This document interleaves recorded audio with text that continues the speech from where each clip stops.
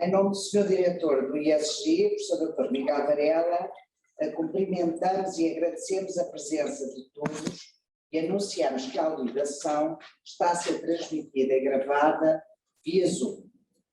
Mais informamos que, atendendo ao formato e alinhamento, no final não haverá espaço a questões abertas por parte da audiência. Todavia, agradecemos a intervenção e comentários no chat, de forma a serem passíveis de reflexão a quando das conclusões.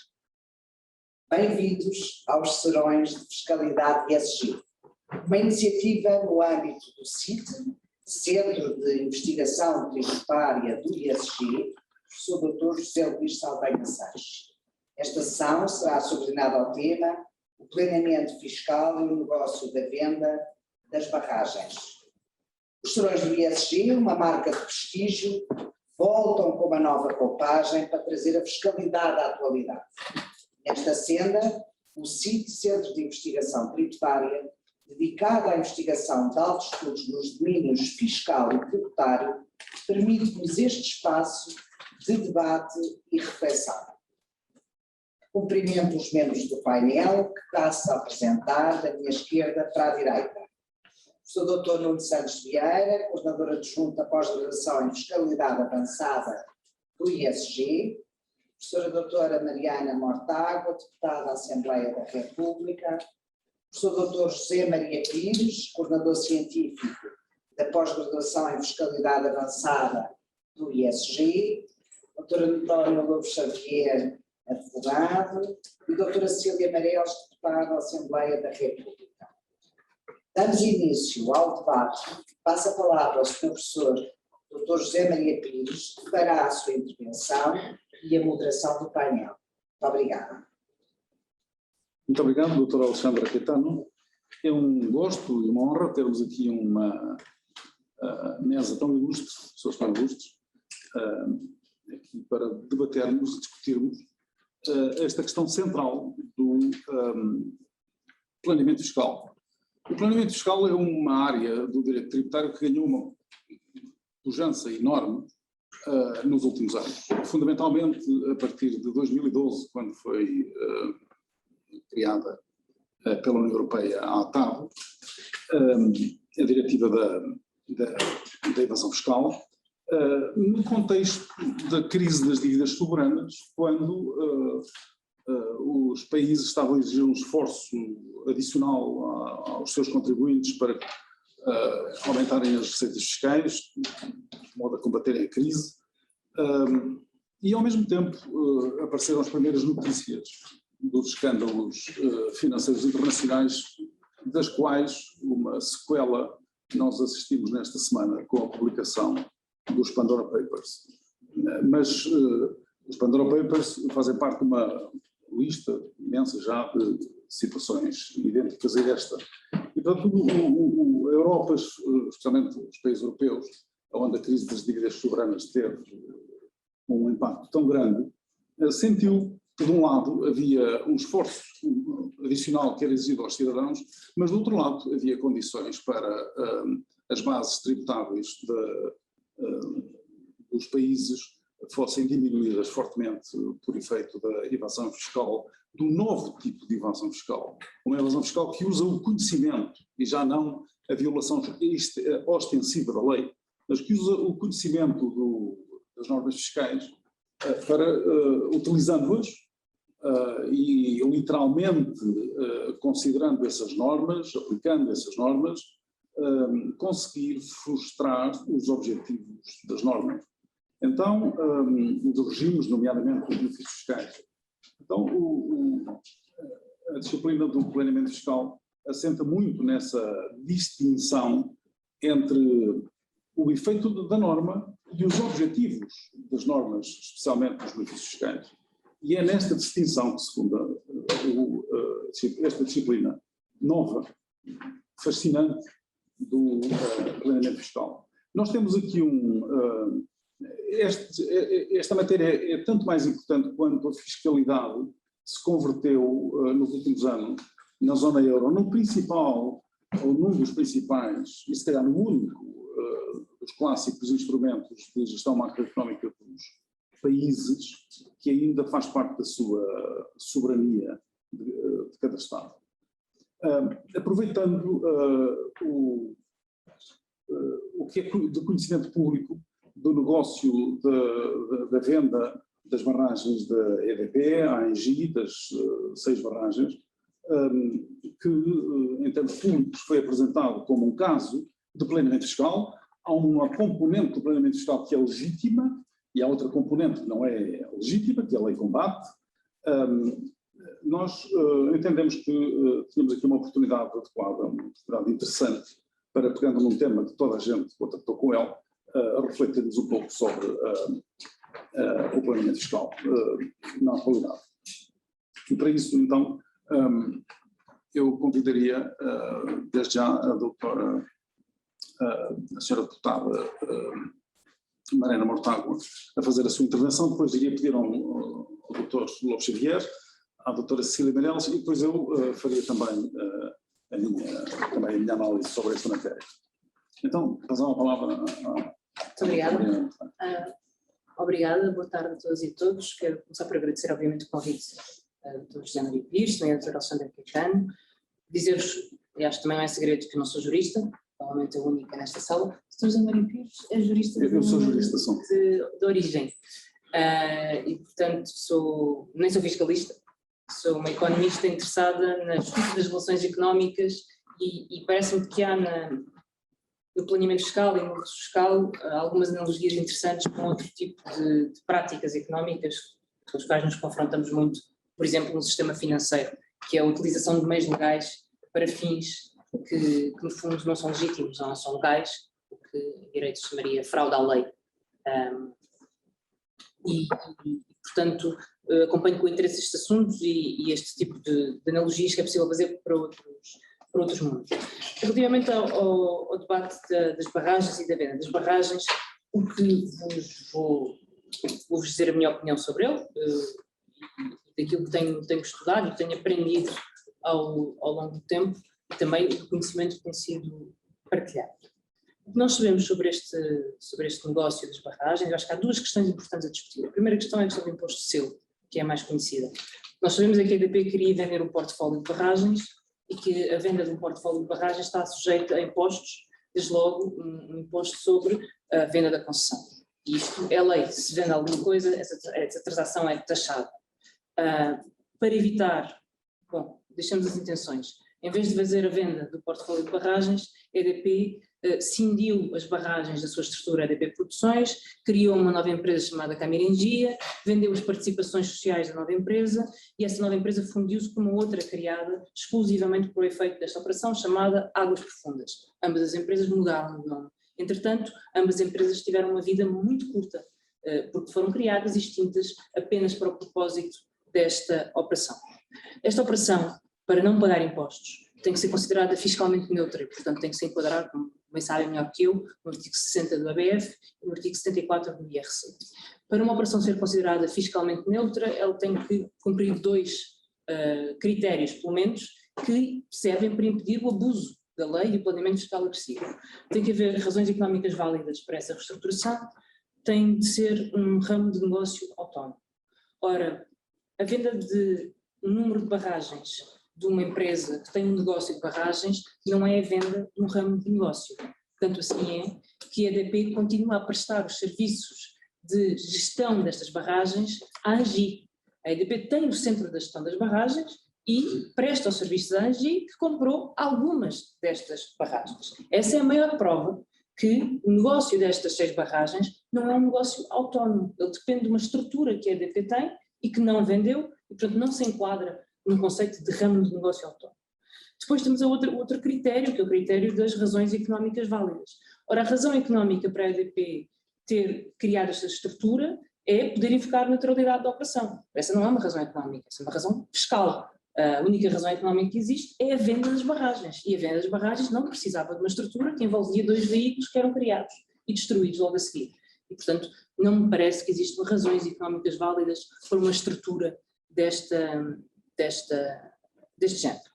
E, portanto, não havendo uma reestruturação, não há lugar à neutralidade fiscal, não havendo lugar à neutralidade fiscal, o imposto seu e os restantes impostos têm que ser pagos, quer na altura da cisão, quer na altura da fusão. Há uma outra questão e um outro argumento que há quem diga que, mesmo se não fosse esta reestruturação, o artigo 60 não isentaria a transmissão das concessões. E, portanto, independentemente de ser uma reestruturação neutra ou não, ela nunca estaria isenta da transmissão de concessões. Esse foi o entendimento da autoridade tributária em 2018. Em 2019, há uma nova interpretação deste mesmo problema, em que a autoridade tributária diz, bom, sim, estaria sujeito a imposto, independentemente de ser uma reestruturação neutra ou não, a particularidade do imposto seu sobre uma transação de uma concessão está sempre sujeita a imposto, não fosse uma diretiva da reunião de capitais que não permite taxar estas operações. Bom, essa é uma interpretação que não me parece muito plausível, em primeiro lugar porque as diretivas não têm aplicação direta sobre a lei portuguesa, têm que ser transpostas, em segundo lugar porque a diretiva não impede a tributação da transmissão de estabelecimentos. Não impede. Impede a tributação da reunião de capitais, impede a tributação de reestruturações, não impede a tributação de transmissão de estabelecimento. Entretanto, uma lei foi mudada para que isso deixasse de acontecer, mas ainda assim a realidade é esta. E, portanto, por estes argumentos, parece-me óbvio que a estrutura montada pela EDP é uma estrutura de planeamento fiscal agressivo e que deveria haver lugar ao pagamento de imposto seu. O que se trata é da venda de barragens e que deve pagar impostos, tal como todos nós pagamos os nossos impostos pelas nossas transações, como manda a lei. O que sabemos é que a EDP não pagou estes impostos até hoje. Há uma outra questão que me parece que é mais sensível, mas também merece ser discutida e, porventura, alguma alteração ao afinamento legislativo, que tem a ver com o IMT e com o IMI e por analogia com o IMT. No dia 1 de dezembro de 2015, a autoridade tributária, o departamento do IMI da autoridade tributária, chega ao entendimento que as barragens têm de estar sujeitas a IMI. Portanto, têm que começar a pagar o seu IMI, porque são prédios que têm que ser inscritos na matriz predial. No dia 22 de dezembro de 2015, a senhora diretora da autoridade tributária concorda com esta informação e faz um despacho em que diz que as barragens têm de começar a pagar IMI. Esse é o entendimento da autoridade tributária. No dia 22 de março de 2016, um ano depois, a EDP impugna esta decisão e recusa-se a pagar o IMI. Pouco tempo depois, a autoridade tributária entende que não tem caso nenhum, desiste da cobrança do IMI, nem vai ao Tribunal Arbitral questionar esta decisão e as barragens deixam de pagar IMI e, portanto, deixam de pagar IMT e, por isso, alegam que esta transmissão não está sujeita a IMT. E há dois argumentos que são avançados para o não pagamento de IMT ou de IMI. Primeiro argumento, são bens de domínio público. E aqui algumas coisas devem ser esclarecidas, porque, à partida, bens de domínio público não podem ser sujeitos a comércio jurídico. Ora, estas barragens foram vendidas, são ativos e estes ativos estão no balanço da ANGI. Se os ativos estão no balanço da ANGI, pertencem à ANGI, mesmo que no final da concessão possam passar ao domínio público e, nesse caso, deixam de estar sujeitos a IMI. Tanto assim é que estes bens não integram o cadastro de bens do Estado, que está previsto pelo Decreto-Lei 477 de 80. Portanto, logo aí há esta questão, são de domínio público ou não, se são porque é que foram vendidos e estão no balanço de uma entidade privada. Se não são, deviam pagar IMI e, portanto, IMT.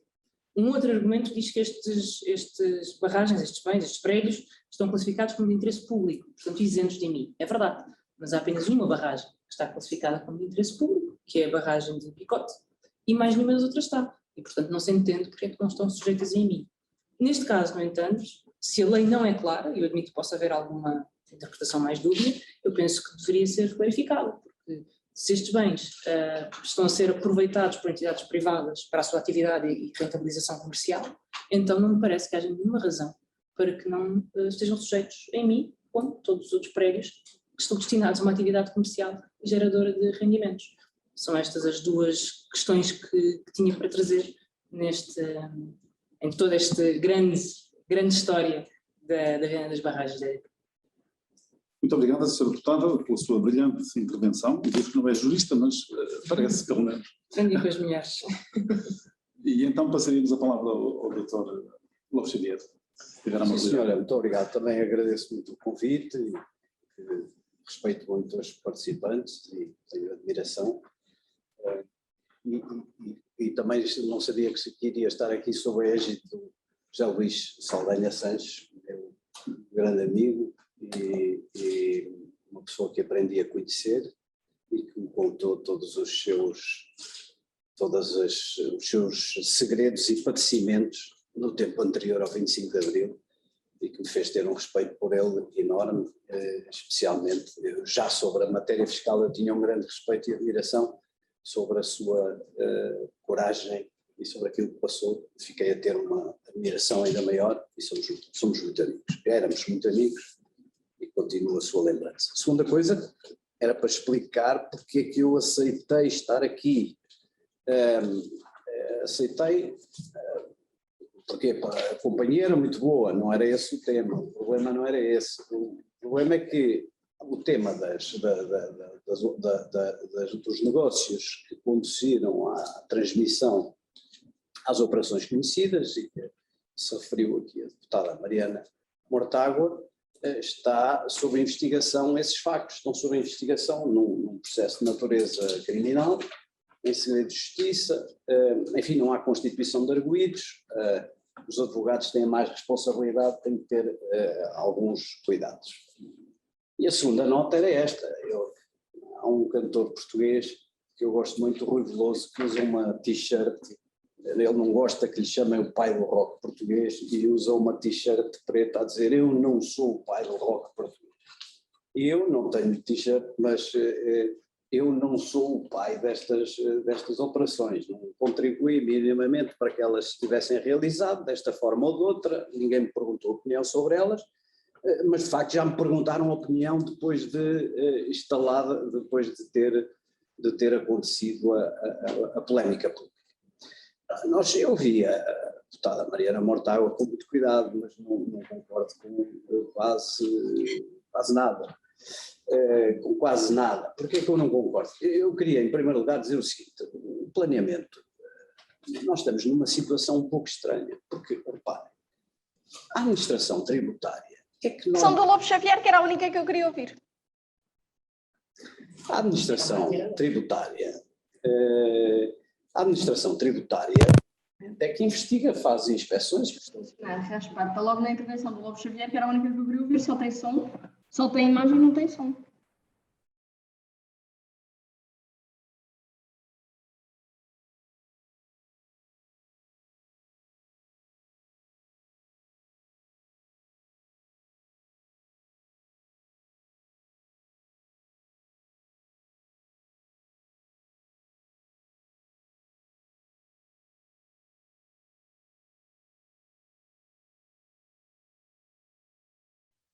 Com esta parte que eu vou dizer, porque nós estamos numa situação bastante incomum. Uma empresa privada que paga impostos em Portugal, paga em média cerca de 600 milhões de euros em média de impostos em Portugal, apesar de ter prejuízo na sua atividade em Portugal, paga uma taxa efetiva quando somamos o IRC e quando somamos as contribuições especiais do setor energético, pagam uma taxa efetiva superior a 50%. E, portanto, não é um contribuinte, digamos, não é digamos, um aventureiro, é a maior empresa portuguesa, a que mais investe e a que tem provavelmente não, arrisco dizer, a que tem certamente a taxa efetiva de tributação mais elevada. Não é agora um cavaleiro andante, não é um grande banco internacional, os bancos conhecidos que nós conhecemos dos grandes escândalos internacionais, não, um contribuinte com sede em Portugal que tem esta ficha que lhes acabei de dizer. E o que é comum é a administração, não os deputados, mas a administração fiscal fazerem a fiscalização do que fazem as empresas. Fazem inspeções, vão ver a partir de indícios ou a partir da sua atividade regular e depois tomam uma posição sobre isso. Mas eu compreendo bastante bem que os deputados se tenham interessado sobre o assunto, embora seja incomum, porque havia dúvidas sobre se teria aplicado um benefício fiscal que foi criado numa lei de orçamento e que parecia, o que alguns diziam que era criada para a EDP. Não, a resposta é não, a EDP nunca invocou essa norma, nem quer saber dela, acha que não deve impostos, mas não tem nada a ver com essa norma, nem precisa dela, nem precisará no futuro, portanto não tem a ver com ela. E depois havia uma discussão que eu também acho bastante legítima, que tem relevo político, que tinha sido criado um fundo para receber receitas de impostos associados às barragens. Foi criada na Assembleia da República e esse fundo, e obviamente as populações e os beneficiários desse fundo têm algum direito, e os deputados se interrogarem o que é que aconteceu, o que é que acontece com esses beneficiários, que são municípios. E para além disso, eu acho que nós cada vez nos temos de preocupar mais com as empresas que extraem ou que exploram recursos naturais, cada vez temos de olhar melhor para o modo como elas contribuem para a vida social e como retribuem realmente a sua atividade extrativa. Portanto, eu acho que há um tema político, mas é muito incomum. Uma empresa faz um negócio e a Assembleia da República discute esse negócio e diz vão atrás deles porque eles não pagaram impostos. E ainda hoje ou ontem, com muita propriedade, a deputada Mariana Mortágua dizer: não entendo o silêncio da administração fiscal. Não entendo a deputada Mariana Mortágua, nem eu. Estamos irmanados nessa situação. Porque em Portugal a jurisdição fiscal prevalece sobre a jurisdição criminal, ou seja, o nosso sistema, o sistema de ligação entre a questão do crime e a questão dos impostos é um sistema em que o princípio é que as finanças explicam o tema fiscal e depois se verá se as atitudes praticadas no domínio fiscal têm ou não consequência criminal. Surpreendentemente, há investigações, não há arguidos, há Ministério Público a intervir e, surpreendentemente, não há uma única inspeção da administração tributária, nem nenhum pronunciamento da administração tributária. Quem fala deste assunto é calado o Ministério Público, que está a olhar para os papéis. E os deputados que se interrogam, e há algumas pessoas ligadas às terras, aos municípios, que se interrogam sobre o que se passou. A administração tributária, zero. Por que será? A tentação normal é nós dizermos que muitas coisas em Portugal, infelizmente, acontecem aos arrepelões. Há uma comissão de inquérito com um conjunto de deputados que denunciam com propriedade, como é o caso das duas deputadas que aqui estão, em várias situações, acontecimentos absolutamente inaceitáveis, e vai então a administração pública a correr e o Ministério Público. Podia ser um desses casos. Podia ser, portanto, um caso de lassidão, ou só funcionam as instituições motivadas pelos jornais e pelas polémicas políticas. Mas eu acho que não. Para responder à deputada Mariana Mortágua, a administração fiscal está calada e vai permanecer calada porque não pode falar. Porque se falasse, teria das duas uma, ou afirmar tudo aquilo que escreveu em situações semelhantes e em informações vinculativas sobre o tema dos trespassos, ou teria de rasgar todas as informações vinculativas e toda a doutrina que escreveu sobre os trespassos. Porque a administração fiscal não tem a obrigação, obviamente, de conhecer a doutrina da administração fiscal sobre a matéria dos trespassos é muito clara, e sobre a matéria da aplicação da diretiva é também muito clara. Sobre os trespassos, a administração tributária tem a teoria de que só há trespasso quando há transmissão do direito ao arrendamento. E não houve nenhuma transmissão do direito ao arrendamento. Sobre a matéria da diretiva, a administração tributária tem a teoria, e bem, de que a diretiva impede a tributação de impostos como o imposto de selo sobre as operações como as que foram realizadas. É certo, diz a deputada Mariana Mortágua, que estuda normalmente bem estas coisas e com rigor, que está lá na diretiva que também pode haver tributação da transmissão de estabelecimento. Não está lá isso. O que está é que, ocorrendo transmissão de estabelecimento, pode haver, o que está é uma norma que diz que, apesar da isenção dos impostos sobre estas operações, que lá estão na diretiva, pode haver a aplicação de impostos ou direitos. E depois tem uma série de linhas.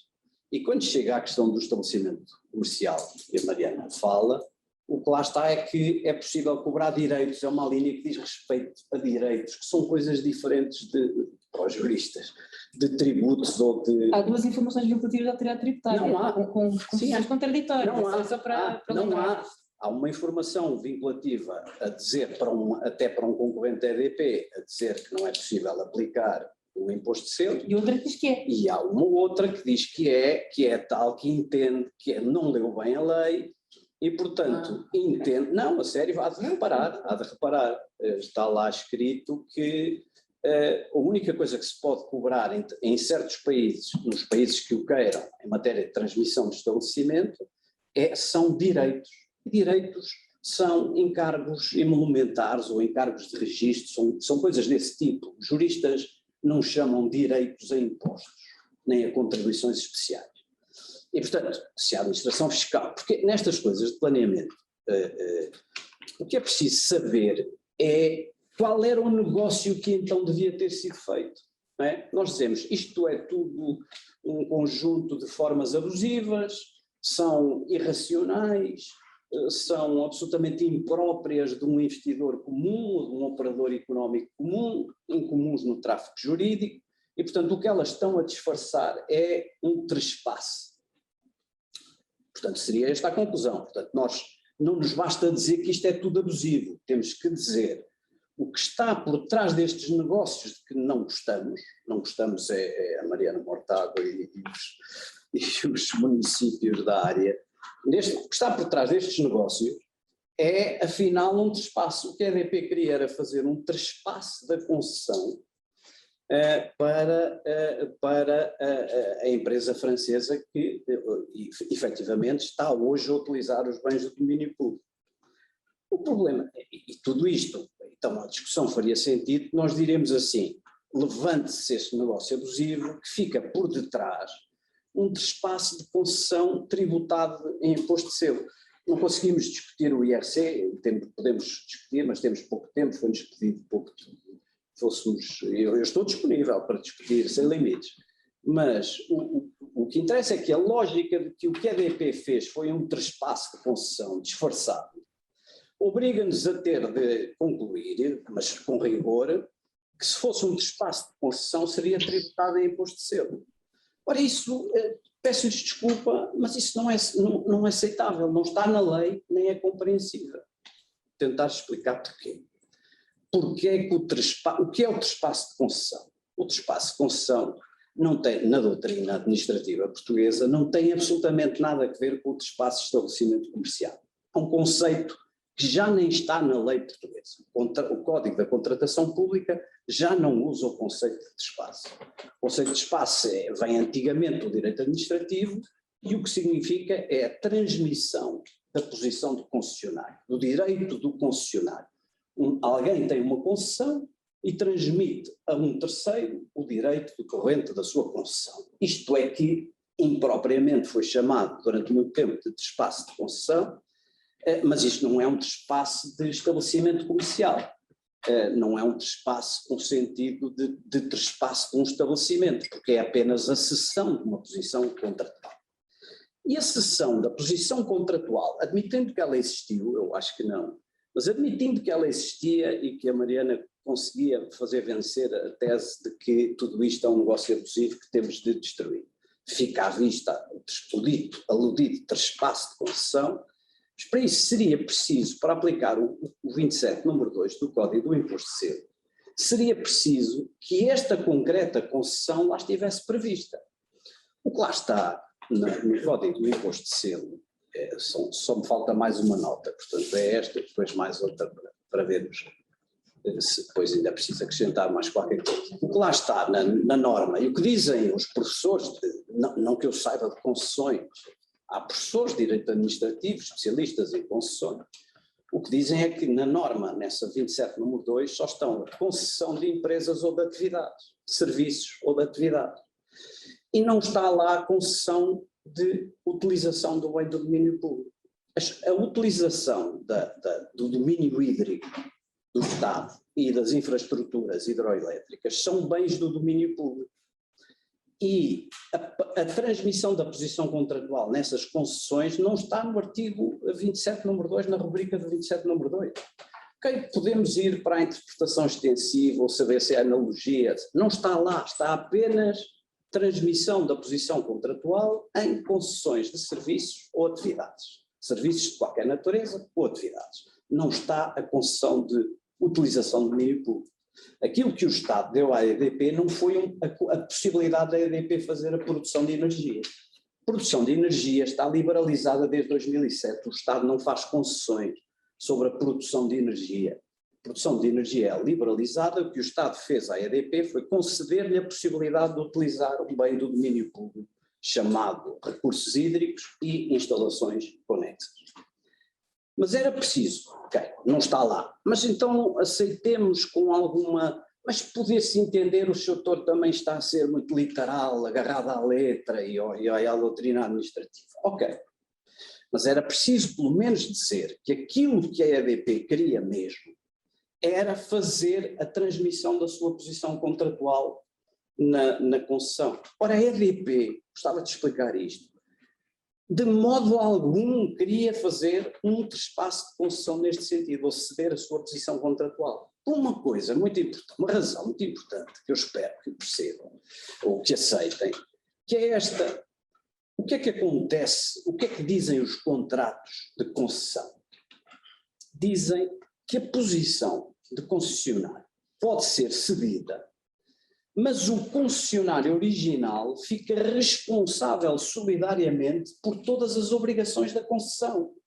Portanto, imaginem, se a EDP fizesse o tal trespasse, admitindo que ele está no artigo 27, número 2 do Código do Imposto, da tabela do Imposto de Selo, se a EDP quisesse fazer um trespasse, fazia a cessão da posição contratual, da sua posição contratual de concessionário naquelas barragens, só que por esse caminho jurídico ficava responsável eternamente, até ao fim da concessão, pelo cumprimento das obrigações contratuais da concessão e, portanto, seria responsável pelo que a ENGIE fizesse.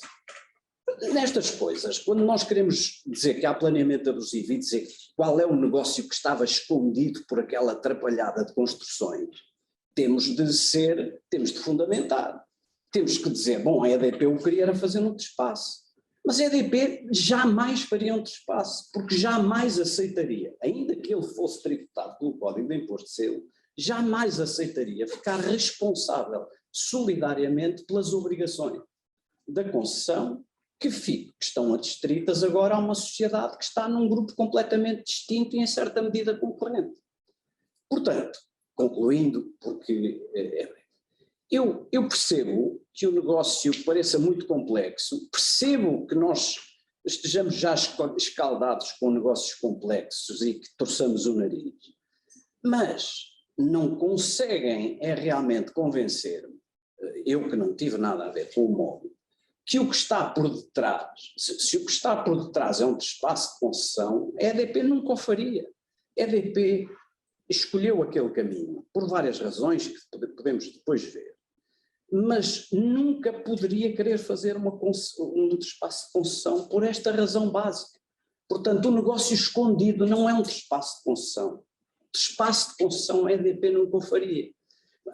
Eu concordo que há muitas coisas para discutir, a AT devia falar sobre elas, não fala, a minha interpretação é o que já lhes disse, mas esta é a minha opinião. Percebo a complexidade, percebo o espanto, percebo alguma discussão política, o que não consigo é ver que, se tratarmos o que aconteceu como se tivesse sido um trespasse de concessão, houvesse o imposto de que estão a falar. Acho que não havia na mesma. E como não havia imposto, ninguém andou a fazer construções para evitar o imposto. Não consigo falar do IRC, que tem de ficar para outra altura, mas isto era o que queria dizer sobre o imposto de selo. Muito bem, muito obrigado, Dr. Luís Xavier, pela sua brilhante intervenção. Então, agora passaríamos à senhora deputada Cecília Meirelles, se estiver à vontade. Muito obrigada. Queria, em primeiro lugar, cumprimentá-los e agradecer o convite. Fico um bocado intimidada depois destas intervenções, porque eu não sou, sendo jurista, sou uma jurista já com uma formação muito longínqua no tempo e que se foi afastando do direito na sua vida profissional. Não sou fiscalista, nem sou académica, e eu acho que aquilo que poderei trazer com algum interesse é a visão um bocadinho do outro lado, a visão de quem está, não do lado da administração tributária ou do contribuinte, mas ao lado de quem está a fazer opções de política quando a lei é desenhada. Bom, e portanto eu acho que não é minha função ter opiniões sobre o caso concreto, nem é função. O Poder Legislativo não pode legislar sem olhar à forma como a lei vai ser aplicada, mas não deve depois estar, acho eu, a desenhar em cada caso como é que ela é aplicada. Fazendo, por analogia, é evidente que cumpre ao Parlamento e cumpre aos deputados desenharem o Código Penal, dizerem o que é crime, o que não é crime, e explicarem o que é um homicídio. Não nos cabe, em cada caso concreto, estar a julgar o caso e a aplicar penas. E aqui acho que há duas dimensões diferentes. E já lá irei porque há uma dimensão de fiscalização do que é a função da administração tributária, que é para mim importante, sobre a qual gostava de falar. Mas gostava de começar esta história pelo princípio. Eu creio que será talvez interessante, porque começaram a falar sobretudo do imposto de selo. Eu gostava de dizer, a primeira vez que eu ouvi falar desta questão da fiscalidade das barragens, mal eu sabia que isto se ia tornar num assunto tão denso, teve de facto a ver não com o imposto de selo, mas com o IMI e com o IMT. E com um princípio que me pareceu de elementar justiça, mas que não tinha a ver com o contribuinte, nem tinha nada a ver com quem era o concessionário ou o dono das barragens. Tinha a ver com quem ia ficar com a receita do produto daqueles impostos do IMI e do IMT. E com a ideia de um movimento, que me pareceu fazer sentido, que era, se nós temos as barragens em determinado ponto do território, se elas trazem em algumas coisas desvantagens para esse território, então também é legítimo que quando o Estado, por via da propriedade, taxa e tributa esses negócios ou esses bens imóveis, é legítimo que essa receita possa reverter para o sítio em questão, para o local em que estão as barragens e não para o outro. E foi assim que, digamos assim, começou a questão política à volta deste assunto, uma coisa que o IMI e o IMT, à partida, de facto, fazia todo sentido. Este não quando foi a surpresa, foi criado o fundo, foram até tomadas algumas decisões políticas. A receita é que acabou por não chegar, por depois se considerar e por ter surgido uma divergência jurídica, tanto quanto percebi, que tem a ver com o domínio público ou privado das referidas barragens. Em segundo lugar, sobre o imposto de selo, a questão surgiu depois, mas é também, e essa tem a ver com o facto do negócio ser ou não uma reestruturação. E aqui eu gostava de chamar a atenção, porque eu acho que isto deve-nos levar a refletir sobre um problema que me parece grave da legislação fiscal, não apenas em Portugal, também devo dizer-se, a legislação europeia, o estudo das normas europeias não é mais simples, mas de facto é que não é apenas, é normal que haja alguma tecnicidade nestes assuntos. Eu não sei se é absolutamente imprescindível que eles sejam de tal maneira complexos e impenetráveis, mesmo para técnicos da área, mesmo para um jurista, se não for um fiscalista, é muitas vezes, mesmo que seja, é muitas vezes impossível. Eu costumo fazer um teste na análise de cada proposta de lei de orçamento de Estado, que trazem sempre alterações fiscais. É raríssimo não trazerem alterações fiscais, o que leva a uma atualização permanente de uns milhares de profissionais por esse país fora. E costumo fazer, juntamente com juristas que nos dão apoio e alguns de fora que também nos dão apoio, fazer uma pergunta simples: sim, mas isto é bom para o contribuinte ou não? É uma pergunta que eu acho que é legítima. O contribuinte vai pagar mais ou menos imposto? E eu posso-vos dizer que às vezes demora dias e até mesmo semanas a conseguir obter uma resposta. E eu não sei, não me parece que isto seja razoável, porque nós depois podemos ser muitas lamentações à volta do planeamento fiscal ou do planeamento fiscal abusivo. Se calhar era melhor nós darmos ao trabalho de eliminar essas hipóteses, tornando a lei mais simples e também mais justa, porque permitiria que, quando ela é benéfica para o contribuinte, aproveitasse a todos, mesmo aqueles que não conseguem ter um conhecimento tão aprofundado, ou os recursos para contratar quem tem um conhecimento tão aprofundado, por um lado. e por outro, torná-la mais transparente. Claro que isto tem o outro lado, é que se fizer isto, vão aparecer várias vozes a dizer não, mas isto vai beneficiar estes, isto vai beneficiar aqueles, ou há vários que deixam de ser beneficiados porque havia aqui esta isenção, havia aqui, isto deixa de existir, porque não é possível manter o nível de exceções e de quantidade de situações tratadas numa legislação fiscal mais simples. Mas eu acho que esta avaliação devia ser feita e devia ser feita de forma transparente e não diz apenas respeito à tributação de empresas, diz também, sobretudo, respeito à tributação de pessoas. Já foi feita várias vezes a tentativa de simplificação, foram feitos alguns avanços, mas eu acho que por cada avanço que é feito, depois surgem sempre 3 casos concretos em que quer o governo, quer os partidos que estão no Parlamento fazem propostas que acabam aprovadas e que vão tornar a lei mais complexa e menos óbvia. E é isto que leva a que nós depois estejamos aqui a ter uma discussão. Politicamente eu acho que faz sentido perguntar se as reestruturações devem ser tributadas ou não. Eu acho que não faz nenhum sentido e provavelmente não sei se haverá alguém que politicamente discorde disto. Não faz nenhum sentido que uma empresa não possa reestruturar-se ou que várias empresas não possam reestruturar-se por não terem dinheiro para pagar os impostos associados a essa reestruturação. Postas as coisas assim, estamos todos de acordo. A questão é quando é que estamos perante uma reestruturação ou não. E eu acho que essa questão já é eminentemente técnica e que deve ser decidida por uma entidade técnica e não por uma entidade política, embora possa haver questões técnicas que tenham a ver com decisão política, mas eu acho que ela é eminentemente técnica. Da mesma forma que faz sentido perguntar-se para onde é que, e de que maneira deve ser distribuída a receita dos impostos, e a questão também não é nada clara. Já coisa diferente é saber se os impostos são devidos ou não. Gostava de deixar aqui algumas questões que este caso levantou. Primeiro, nós estamos há quase um ano a tentar perceber, afinal de contas, o Estado acha, e o organismo competente, que é a administração tributária, neste caso, acha que é devido ou não o imposto, no caso do selo. E ninguém aqui consegue ter uma resposta. Aparentemente ainda ninguém conseguiu ter uma resposta. E o Dr. António Lobo Xavier disse... Estão a tratar a que velocidade ia o carro do Ministro da Administração Interna. Pois, eu isso também acho que é uma questão que tem que ser tratada, mas já por um organismo diferente. Embora seja também relevante. Desculpe, sim. Sim, não.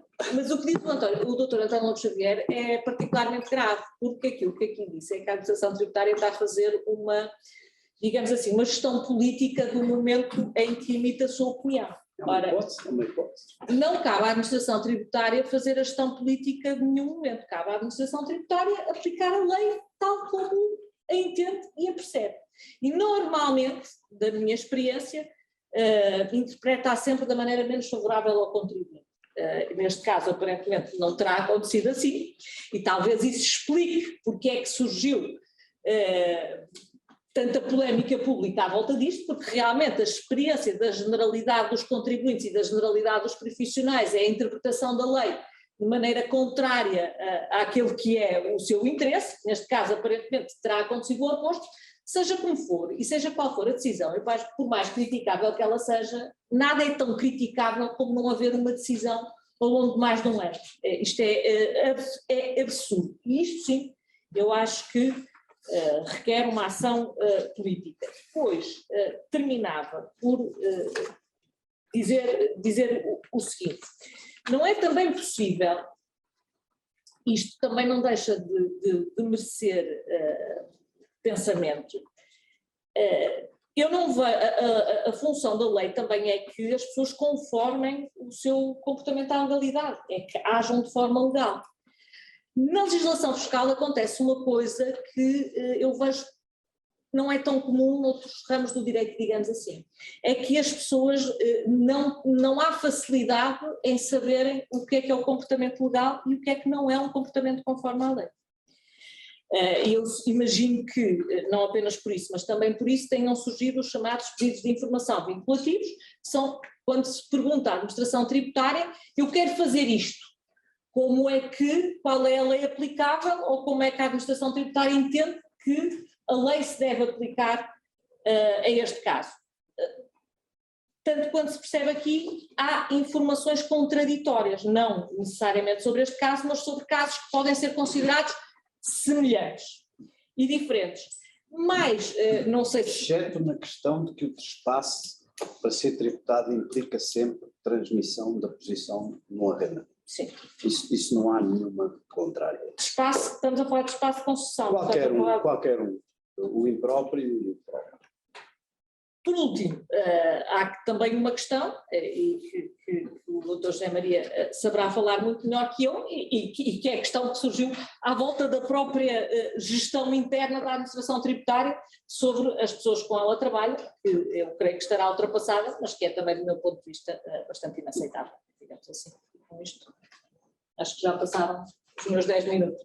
Muito bem, Sra. Deputada, muito obrigado pela sua excelente intervenção, brilhante, e agradeço-lhe essa conclusão final.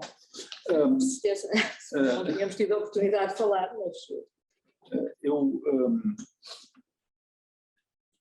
Quer dizer, esta questão, há duas coisas neste negócio, que é uma questão política e uma questão mais técnica, que não podemos deixar de dissociar. A questão política é este negócio é um negócio em que há três partes do negócio, ao alienante, ao adquirente e ao Estado.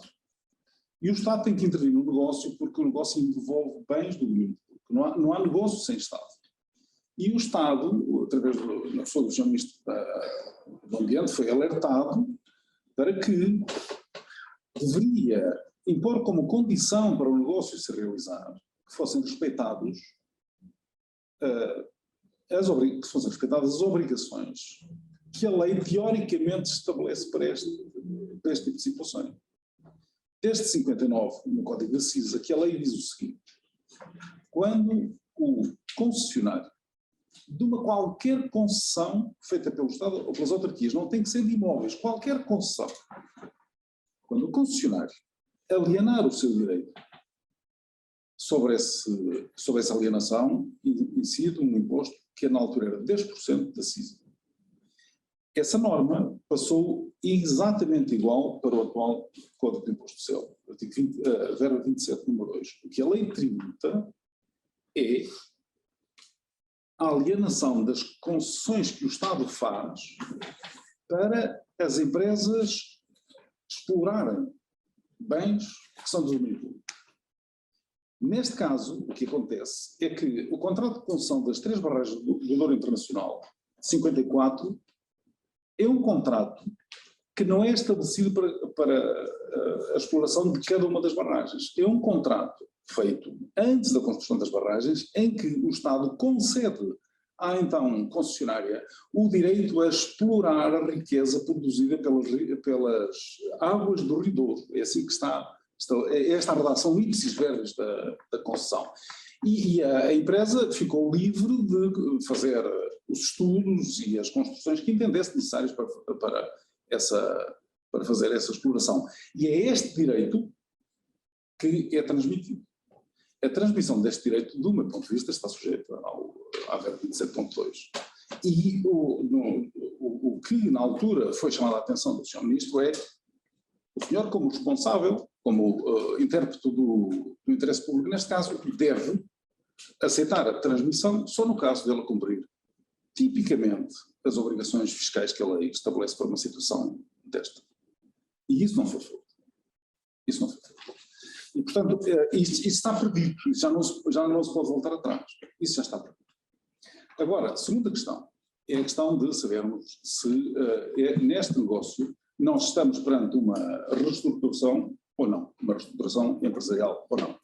As reestruturações empresariais, e bem, como diz a Sra. Deputada Cecília Meirelles, não são tributadas. Portanto, a lei pretende garantir neutralidade nessas operações, mas não em todas. Nós temos dois regimes de reestruturações.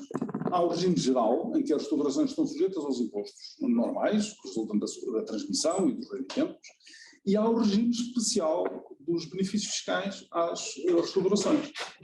E para que uma reestruturação cumpra, para que uma reestruturação beneficie destes benefícios fiscais, tem problema a redundância, é preciso que se cumpram determinados requisitos. E esses requisitos têm que ser todos cumpridos. E quais são esses requisitos? Seguindo a lição do professor Freitas Pereira, o primeiro dos requisitos é que essas reestruturações conduzam ao aumento da produtividade das empresas, mediante e à sua rentabilização, à sua competitividade e produtividade, aliás, é isso que diz o número 6 do artigo 60 do Estatuto dos Benefícios Fiscais, o aumento da sua competitividade e da sua produtividade, por duas vias, como diz o professor Freitas Pereira, duas vias. Uma de especialização e outra de aumento da sua capacidade, da capacidade das empresas. Este aumento de capacidade é feito através das fusões, a especialização é feita através das cisões. Portanto, nós neste caso teríamos que ter, para aplicar o 60 do Estatuto dos Benefícios Fiscais, um ganho em termos de competitividade pela via da especialização das empresas. Ora bem, o que acontece neste caso é que a EDP explora, penso que 8 barragens na Bacia do Douro Internacional, vendeu 3. Ela continua a fazer a mesma exploração. Ela continua na Bacia do Douro, até barragens muito próximas destas que foram alienadas. Por exemplo, a barragem do Pocinho está entre uma que foi alienada e a outra que vem a seguir. A barragem do Pocinho está a jusante da barragem de Bem-Posta, mas a seguir às barragens do Baixo Sabor e de Feiticeiro e a outra barragem de Foz-do, que já se situou nos afluentes do Douro, a jusante do Douro. E pelo meio há a barragem do Pocinho e da Valeira, que estão antes destes afluentes. Por isso, dificilmente se poderá entender que há aqui uma especialização em resultado desta operação. Depois, do ponto de vista formal, a lei, o artigo 60, tem duas formas de decisão, dois tipos de decisão. A decisão para constituir uma nova empresa especializada, ou a decisão não para constituir uma nova empresa, mas para que a fatia cindida se integre numa empresa já existente. Esta segunda opção não aconteceu, não foi isso que aconteceu. Portanto, a EDP fez uma cisão e com a fatia que se separou, não a integrou numa empresa já existente. Constituiu uma nova empresa. Esta nova empresa, quando foi constituída, era para extinguir. Era para extinguir, já se sabia. A EDP, quando apresenta o pedido ao Ministério do Ambiente, a autorização para a realização do negócio, diz: eu vou constituir uma empresa para extinguir. Quer dizer, essa empresa não se levanta o problema de saber se é mais operativa, mais produtiva, mais competitiva, porque ela vai morrer. Não é? Não há benefícios fiscais para leis que vão morrer. Não faz sentido. Não é? Isso não faz sentido. E, portanto, do ponto de vista literal da lei, o que a EDP fez foi aqui jogar com as duas modalidades que estão previstas na primeira subalínea da linha do número 3 do artigo 60. Essa subalínea tem estas duas modalidades. E a EDP juntou as duas. A lei só se aplica ou com uma ou com outra opção. Com a junção das duas não se aplica. Não há benefício fiscal nessa situação. Portanto, do meu ponto de vista pessoal, esta operação não estaria sujeita, não poderia beneficiar da aplicação do artigo 60, até por esta questão literal. Depois, há a questão substancial, que é de sabermos se nós estamos perante um ramo de atividade. A deputada Mariana Mortágua já explicou que não estamos perante um ramo de atividade, estamos perante um conjunto de ativos que foram vendidos. E não se cumpre um outro requisito, que é o de que estas explorações continuarem a ser desenvolvidas da mesma forma que eram antes da operação.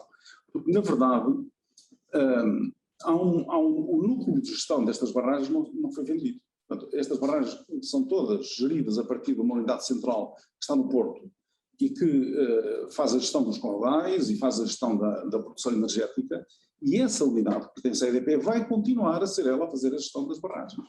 E, portanto, as 6 barragens que foram vendidas não têm autonomia suficiente para serem geridas autonomamente. Não têm capacidade para serem geridas autonomamente, como a lei manda. Portanto, isto é um pressuposto que a lei estabelece. Depois, só para concluir, eu peço desculpa.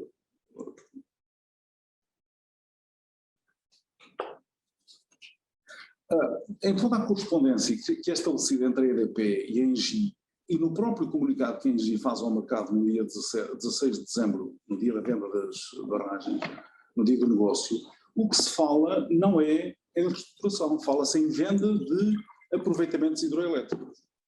E, portanto, foi isto que aconteceu, a venda de aproveitamentos hidroelétricos. E depois, a ENGIE, no dia 23 de abril de 2020, faz um contrato com todos os trabalhadores da EDP, a ENGIE, em que os trabalhadores aceitam que seja a ENGIE, depois do negócio, a decidir para que empresa é que eles vão prestar serviços.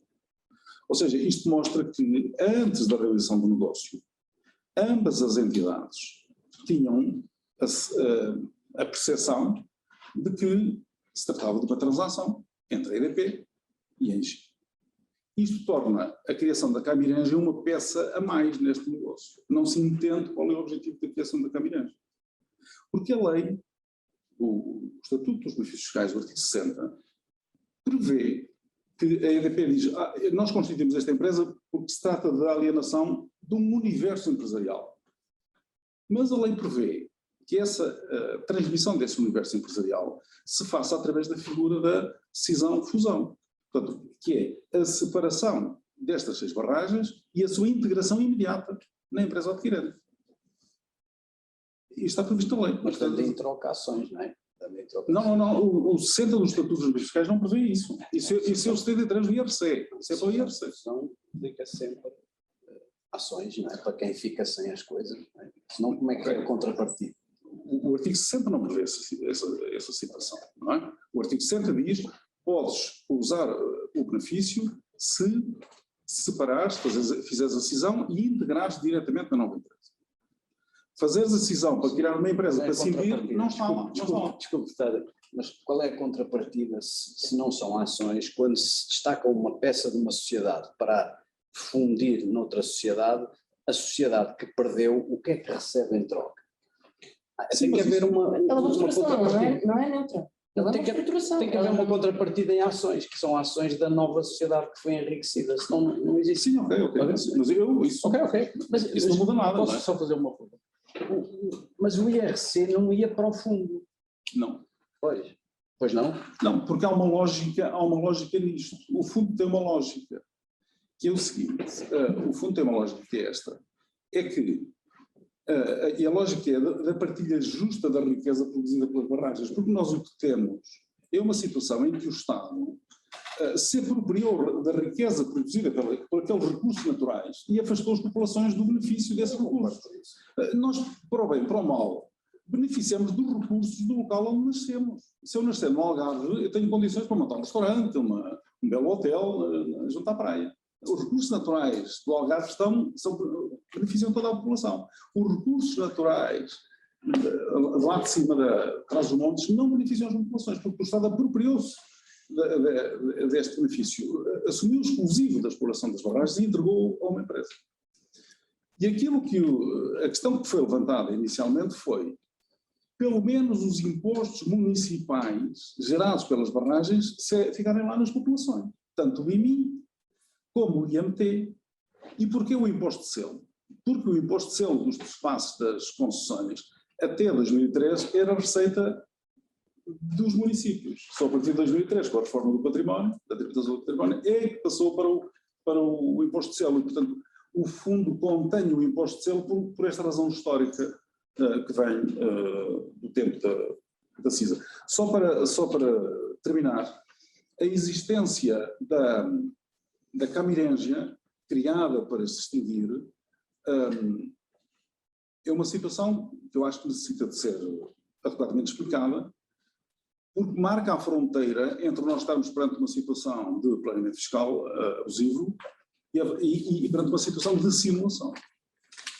Porque a única justificação que se pode encontrar, quer dizer, que eu encontro tentando prescrutar o que é que esteve na mente de quem concebeu o negócio, Por que motivo é que olha aqui este ator, a Miranja, no meio do cenário? A única explicação que eu tenho é que foi para evitar o pagamento de imposto. Porque a empresa não precisava disto para vender em bloco, para transferir em bloco o universo empresarial das barragens. E isto coloca-nos na margem do negócio simulado. Só para concluir, eu concordo com a senhora deputada Mariana Mortágua no que respeita ao IMI. E o Código de IMI tem uma norma muito simples, muito fácil de interpretar, que diz assim: as construções, as edificações e construções pagam IMI, são pregos, pagam IMI, e eu vou citar, desde que façam parte do património de uma pessoa singular ou coletiva. As construções, o cimento que constitui as barragens, estavam no ativo da EDP e hoje estão no ativo da Engie. Não há dúvidas. Estão sujeitos ao IMI. E estão sujeitos ao IMI, também estão sujeitos ao IMI. Pronto, esta é a minha opinião pessoal, que nunca tinha expresso assim publicamente. Agradeço-vos, peço desculpa agradeço a vossa paciência e peço desculpa por ter. Eu vou só fazer aqui umas breves conclusões, até porque as minhas deputadas nos trabalhos do orçamento têm que se ausentar. Queria desde já agradecer a todos pela presença aqui, agradecer também às pessoas que estão a assistir online e que devo dizer que acho que todos sermos mais ricos, essa é a primeira conclusão que eu posso retirar daqui, e acho que, além de ser uma opinião pessoal, é uma opinião generalizada, porque o número de participantes desde o início até agora é mais ou menos constante, e portanto parece-me que isso é bastante positivo.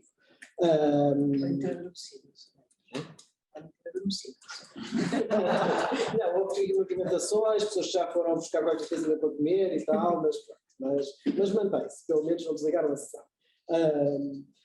Precisamos de uma segunda parte. Já lá vou chegar, é verdade. Aliás, eu acho que a primeira conclusão aqui que temos que chegar é que esta temática é uma temática de facto muito interessante e que tem pano para mangas. No âmbito do Centro de Investigação Tributária de Professor Helena Seixas e no âmbito também da pós-graduação de Fiscalidade Avançada, que irá iniciar aqui no ISG e da qual eu tenho gosto de ser um dos coordenadores, seguramente vamos acompanhar esta temática e seguramente é algo que vamos poder continuar a dar o feedback à medida que vai haver desenvolvimentos a nível político e seguramente os desenvolvimentos que se impõem colocar a nível da autoridade tributária. Pronto, sabemos bem que a autoridade tributária terá que se pronunciar e, dependendo depois dessa pronúncia da autoridade tributária, temos aqui uma panóplia de reações, seja do ponto de vista político, do ponto de vista criminal e do ponto de vista também do sujeito passivo, né? Se vai reagir, se não vai reagir, se de facto for dada a validação da operação, naturalmente que o sujeito passivo vai ficar satisfeito e não irá reagir. Se não lhe for dada, irá reagir em várias instâncias, nas várias instâncias que podem daí advir. Eu acho que daquilo que o devir das notas que aqui tirei, de facto acho que todos estão apesar das opiniões divergentes, aqui acho que todos estão em causa, todos estão em consonância de que isto é um assunto que tem que ser esclarecido, que o tema das reestruturações e das reorganizações deve ser transparente para não criar na esfera da opinião pública uma imagem menos positiva e que leve a que a opinião pública acha que alguns contribuintes podem ser beneficiados em relação a outros por força até do poder que tem.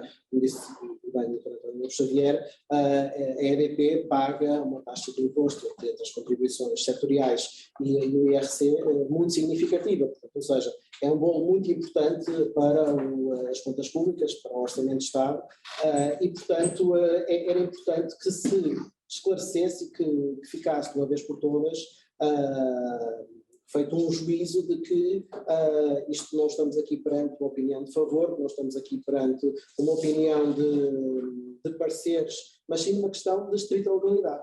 Concordo também com a deputada Cecília quando de facto diz que a lei devia ser mais simples, mais justa e concomitantemente mais transparente.